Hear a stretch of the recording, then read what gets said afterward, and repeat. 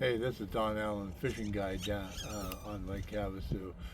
And I wanted to do kind of a little update on what's going on down here on the southern end of the lake and the Bill Williams River Delta as the striper population is moving in transition.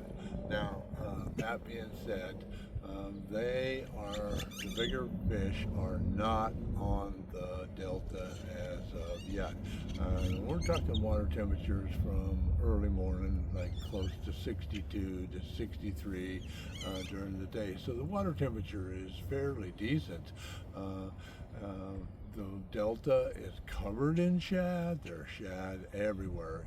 Generally, the old age-old adage, find the shad, find the stripers, is not really working this year. We see lots of shad with no stripers around them. We've had the sorted boils, but they're not really sporadic. And we're seeing some of these boils come in deeper water, which makes it harder to fish. So we're still actively pursuing stripers in high probability areas in deeper water, and some of those are points, underwater high spots or humps, as you want to call it. And generally we're using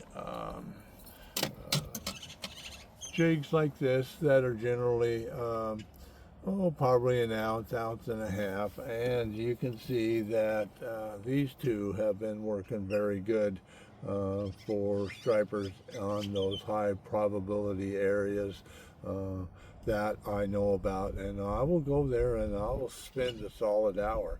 And what's important to realize that when those stripers are coming in and visiting those high points and humps and stuff like that and points, there is a really strong pattern that's developed over the past 3 or 4 years that those are frequented by huge flathead catfish. People report catching catfish and they kind of think it's a novelty, but it's not. It is a pattern. The bigger red flatheads are underneath those schools of striper, and they're feeding on those little stripers. But jigging on the points and the humps and stuff like that can produce large stripers too. So the bird action is sporadic, and you'll see bird action and fish actually boiling, but it's sporadic, and meaning that you might see it on the other side of the lake or 300 or 400 yards for it, and you move to, and they have dissipated and gone back down. What we're looking for is boils in shallow water, and when that occurs, then striper is super aggressive, but when he gets into shallow water and in a boil, he's super aggressive. So we're still waiting on that to happen.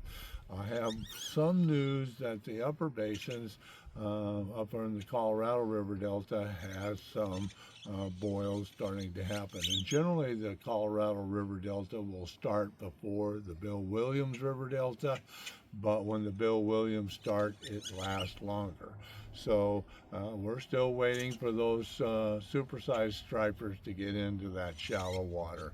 So call me anytime, 520-400-3216.